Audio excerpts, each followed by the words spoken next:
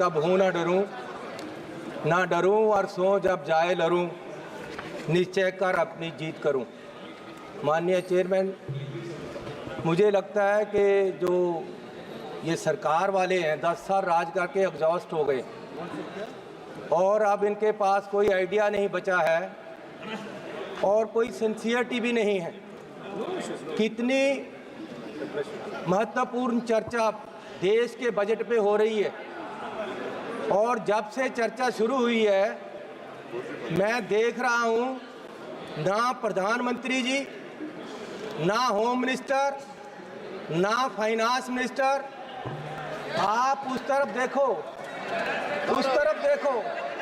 वो खाली कुर्सियों को देखो, सत्ता पक्ष देखिए, ये खाली कुर्सियों को देखो। मंत्री जी बैठे हुए हैं आप पास में, ये खाली कुर्सियों को देखो। मंत्री बैठे हुए हैं, ये उनका इंतजार कर रही है कि कहाँ है हमारा फाइनेंस मिनिस्टर। ये सिंसियरिटी है इनकी मैडम, माननीय सिंसियरिटी है। पासवान जी बैठे हुए हैं, आप लोग थोड़ा सा शांति बना के रखिए। माननीय सदस्य बोल रहे हैं। 10% आदमी नहीं है वहाँ बैठे। कहाँ है इनके मेंबर, कहाँ है प्राइम मिनिस्टर, कहाँ है होम मिनिस्टर, माननीय कहाँ सदस्य है बजट पर हमारे चर्चा करिए। वित्त मंत्री जिन्होंने बजट पेश किया और उनको हमने बताना है कि बजट में क्या नहीं दिया आपने और क्या दिया। ये सिंसियरिटी है। देश पूछ रहा है, हमारे सब लोग पूछ रहे हैं कि आपकी सरकार की सिंसियरिटी क्या है। स्पीकर साहब, माननीय चेयरमैन जी, मैं जब जीत कर आया सबसे पहले मैंने माननीय श्री अंबेडकर साहब की मूर्ति पे नमन करना चाहा। मैं वहां गया तो वहां मूर्ति नहीं है, वहां से उठाकर पीछे कर दी गई कहीं। लेकिन ये लोग समझ लें कि ये मूर्ति पीछे कर सकते हैं अंबेडकर साहब की, उनकी सोच पीछे नहीं कर सकते, ये उनकी सोच को मार नहीं सकते और उनको इस संविधान जो उन्होंने दिया है उसको बदल नहीं सकते। लोगों ने बता दिया इनको कि आप संविधान नहीं बदल सकते, पूरी मेजॉरिटी नहीं दी इसीलिए इनको। और इसलिए मैं ऐसा चाहूं राज में जहां मिले सभी को अन्न, छोट बड़ो सब सम बसे, रविदास रहे प्रसन्न। माननीय चेयरमैन जी, 22 तारीख को बजट पेश हुआ। मुझे बड़ी खुशी थी कि बजट में जा रहे हैं। पहली बार आया हूं सदन में। जलंधर के लोगों का धन्यवाद है जिन्होंने मुझे यहां खड़ा किया ले आकर, उन वोटरों का धन्यवाद है। मैं नए कपड़े डालकर आया कि बहुत कुछ मिलेगा आज देश में देखने को, बताने को। पंजाब में जाकर मैं और सारे एमपी हमारे प्रेस कॉन्फ्रेंस करेंगे कि देखो क्या क्या मिला, नए कपड़े मेले जैसे आया मैं। लेकिन यहाँ आकर खोदा पहाड़, लिकड़ा चूहा भी नहीं, कुछ नहीं मिला हमें। पूरा मतरई माँ वाला सलूक किया गया हमारे साथ, फेयर डिस्ट्रीब्यूशन ऑफ फंड्स नहीं हुआ। ये सरकार हर नागरिक को बराबर नहीं देख रही है। चश्मा राजनीति वाला लगाया हुआ है, राजनीतिक चश्मे से देखा गया है। अपनी सरकार बचाने का फिक्र है, कुर्सी को पकड़े हुए हैं और ये बजट देश बचाने वाला नहीं है, सिर्फ अपनी सरकार बचाने वाला है। पंजाब में जो बाढ़ आई इनको दिखी नहीं।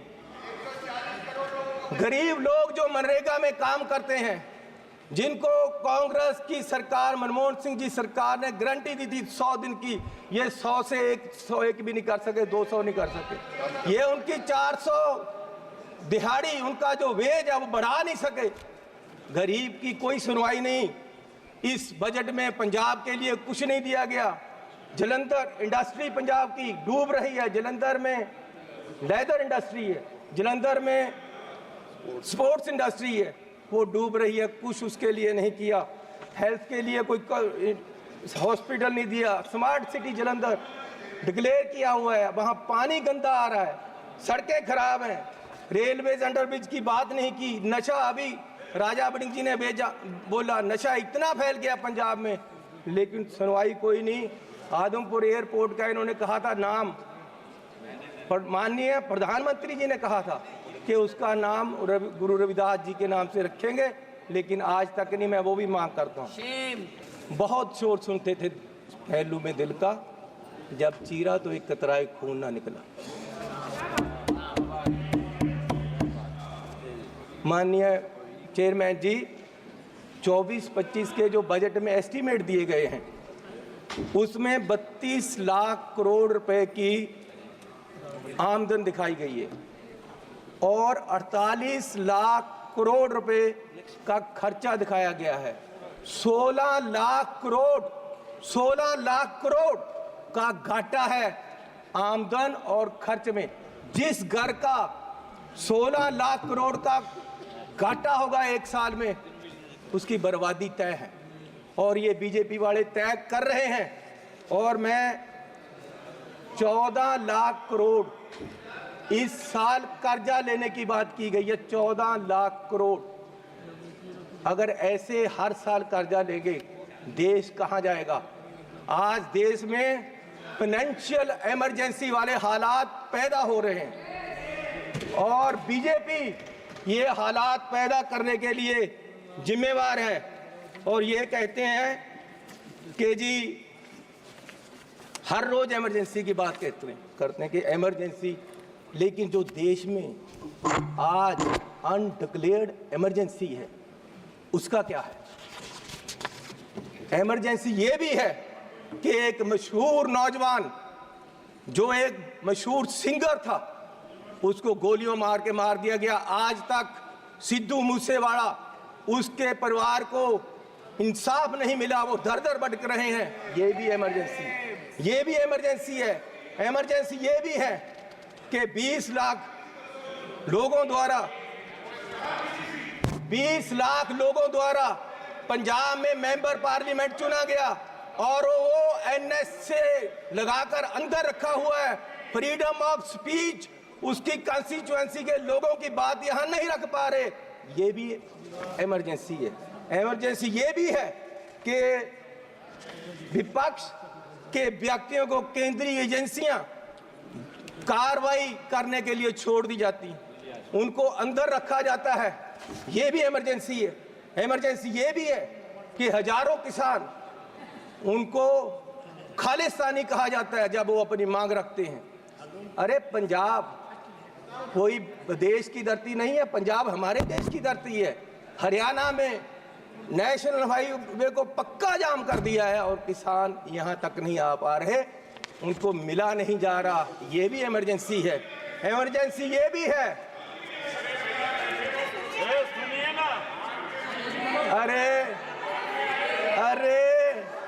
अरे फीलिंग ले लो। गद्दारी का मूल्य मिला है आपको, इसकी फीलिंग ले लो, अच्छा लग रहा है।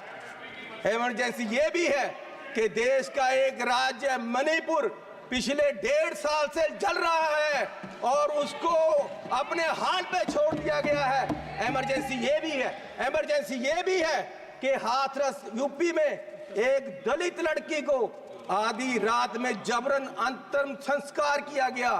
इमरजेंसी ये भी है कि मध्य प्रदेश में दलित व्यक्ति को के सिर पर, मुंह पर पेशाब कर दिया गया। इमरजेंसी ये भी है कि अपनी इज्जत के लिए धरना दे रही महिलाओं पहलवानों को प्रदर्शन में प्रोपोगंडा बताया गया। इमरजेंसी ये भी है कि कोई पत्रकार सवाल करे तो उसको जेल में डाल दिया जाता है। इमरजेंसी ये भी है कि अपनी शिक्षा के लिए उतरे छात्रों को देश द्रोही बताया गया। इमरजेंसी ये भी। किस इमरजेंसी की बात कर रहे हैं? सुन लो भैया, सुन लो। माननीय चेयरमैन जी, मैं पंजाब के एक गरीब परिवार से आता हूँ। मैं जब पैदा हुआ तो मेरी पढ़ाई सारी सरकार ने की, आज तक मैं यहाँ खड़ा हूँ तो ये कांग्रेस सरकार की रिजर्वेशन पॉलिसी और अंबेडकर साहब का दिया हुआ संविधान और जो हमें स्कॉलरशिप मिलता रहा, कांग्रेस पार्टी ने गरीबों को, बच्चों को जो स्कॉलरशिप दिया, उससे पढ़कर मैंने पीएचडी तक की पढ़ाई की है और ये देन कांग्रेस पार्टी की है। और जब बीजेपी सरकार 2014 में आई, सबसे पहले इन्होंने जो सबसे बुरा काम किया वो किया, स्कॉलरशिप में जो केंद्र का 90% हिस्सा था उसको 60-40 की रेशो पे ले आए और दलितों के पेट पे लात मारी सरकार ने। और आज भी फर्स्ट क्लास से लेकर 8th क्लास तक के स्कॉलरशिप जो गरीब लोगों के बच्चों को मिलते थे वो बंद कर दिए गए हैं इस सरकार द्वारा। ये दलितों के पेट पर लात मार रहे हैं। और मिनॉरिटी के भी फर्स्ट क्लास से 8th क्लास तक के स्कॉलरशिप इस सरकार के द्वारा बंद कर दिए गए। जब ये सरकार बनी 2014 में तो प्रधानमंत्री जी ने 2 मापदंड देश के सामने देश की इकोनॉमी को देखने के लिए रखे। एक रखा डॉलर की कीमत, दूसरा रखा पेट्रोल और डीजल की कीमत। और मैं आपको माननीय चेयरमैन जी ये बताना चाहता हूं कि पिछले 10 साल में डॉलर की कीमत 25 रुपये बढ़ गई है 10 साल में। और हमारे माननीय प्रधानमंत्री मनमोहन सिंह जी और कांग्रेस की सरकार में ये सिर्फ 13 रुपये बढ़ी थी, डबल बढ़ी है इस सरकार में।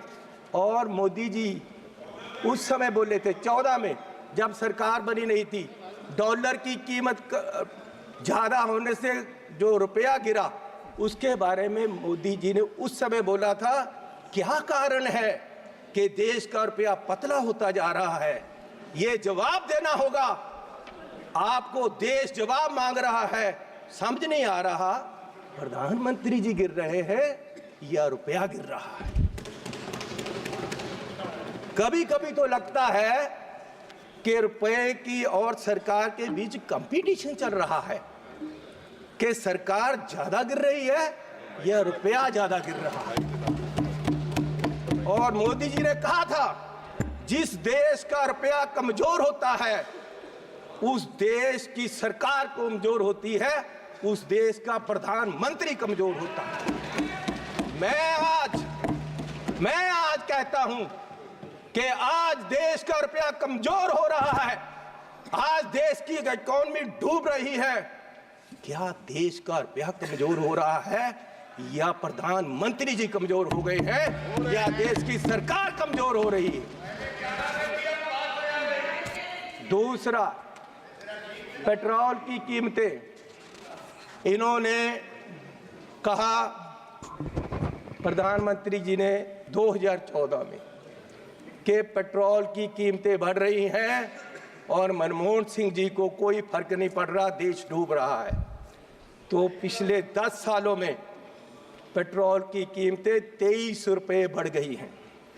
पिछले 10 सालों में पेट्रोल की कीमत, डीजल की कीमतें 35 रुपये बढ़ गई हैं, जबकि पिछले जो मनमोहन सिंह का समय था उससे क्रूड ऑयल की कीमत $20 प्रति बैरल कम हो गई है। तो मैं पूछना चाहता हूं कि ये पेट्रोल बढ़ रहा है या आपकी कंपनियों की, आपके आमदनियों की आमदन बढ़ रही है? क्या बढ़ा रहे हो? किसको दे रहे हो देश का पैसा? कहां जा रहा है पैसा? गरीब लूटा जा रहा है। माननीय चेयरमैन जी, आप गाड़ी फुल कराने जाओ, 50 लीटर तेल डलवाओ, 2000 रुपया सरकार को चला जाता है। 4 रुपये प्रति किलोमीटर हर व्यक्ति देश का गरीब सरकार को देता है चलने का। 1 किलोमीटर चलो 4 रुपये सरकार को गए और सरकार 14 लाख करोड़ के घाटे में बैठी है और फिर ये कहते हैं जी बजट में बहुत कुछ मिला। मैं एक एयरपोर्ट पे गया माननीय चेयरमैन जी, तो मुझे एक आदमी आया, उसने गुलदस्ता दिया, मेरा स्वागत किया, अभिनंदन है आपका। मैंने कहा भैया आप कौन हो, मेरा अभिनंदन क्यों कर रहे? बोले जी हम अडानी जी की तरफ से आपका स्वागत कर रहे। मैंने कहा भैया आप मेरा स्वागत क्यों कर रहे हो? बोले जी अब ये एयरपोर्ट हमारा है, अब हमें इसके मालिक है, 50 साल के लिए हमने ले लिया है। तो मैंने कहा यार चलो ठीक है आपने ले लिया, आपका धन्यवाद। मैं जहाज में चला गया, जहाज में गया, वहां फिर मुझे बुक्के मिला।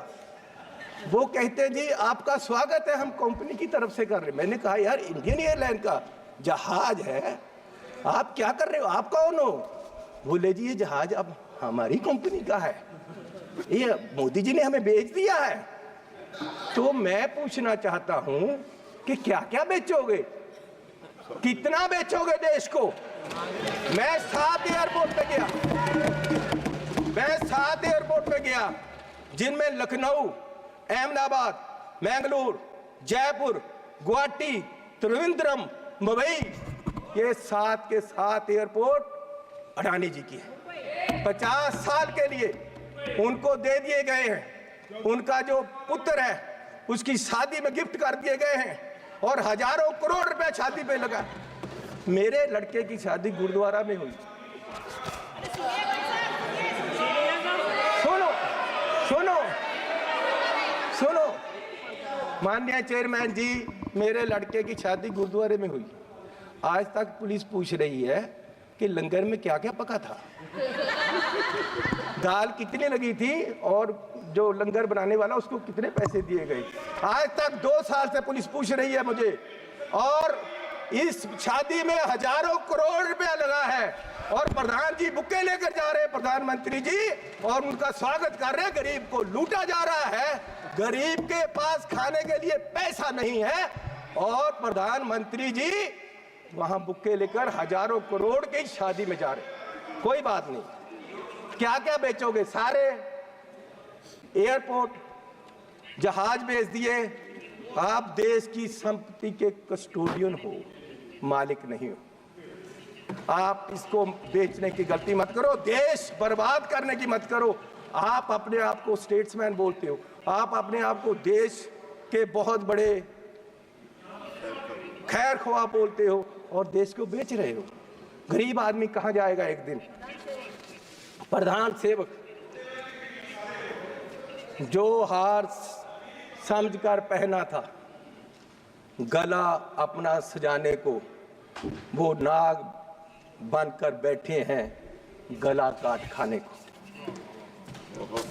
माननीय चेयरमैन जी, ईस्ट इंडिया कंपनी आई, उन्होंने पहले व्यापार पे कब्जा किया, ईस्ट इंडिया कंपनी ने, और व्यापार के माध्यम से देश की सतह पे कब्जा कर लिया। इनमें और अंग्रेजों में कोई फर्क नहीं, सिर्फ कलर का फर्क है। ये भी पहले सतह पे काबज हुए और फिर सतह के माध्यम से आज ये देश की राजनीति के माध्यम से पूरे देश के व्यापार पे अपने आदमियों का कब्जा करा रहे हैं। और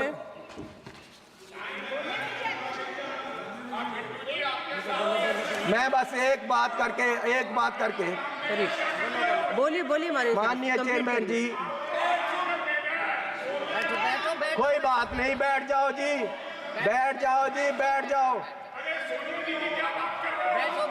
बिट्टू जी, आपके पिताजी शहीद हुए थे, माननीय सदस्य, लेकिन मैं आपको कह दूं वो उस दिन नहीं मरे थे, वो उस दिन मरे जिस दिन आपने कांग्रेस को छोड़ा।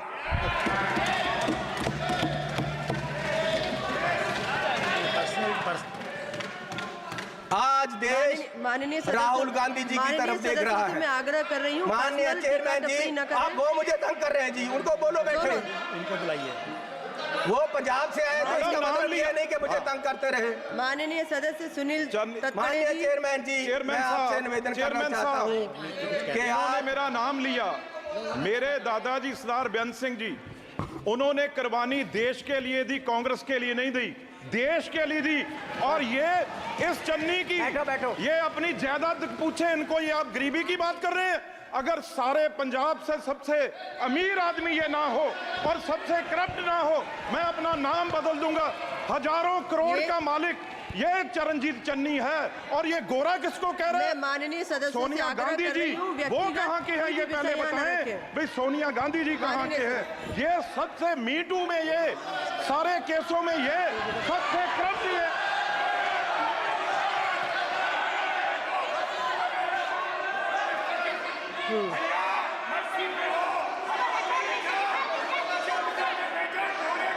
स्नान करोगे? माननीय सदस्य अपनी बात कंप्लीट करें।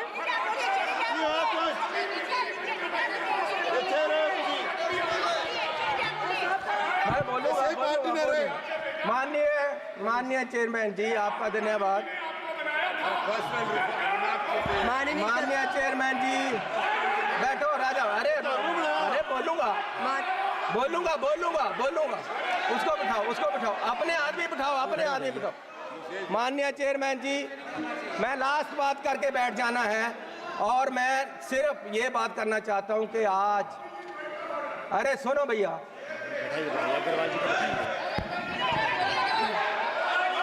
बैठ जाओ सर, बैठ जाओ। माननीय सदस्य से आग्रह कर रही हूँ। बोलूंगा।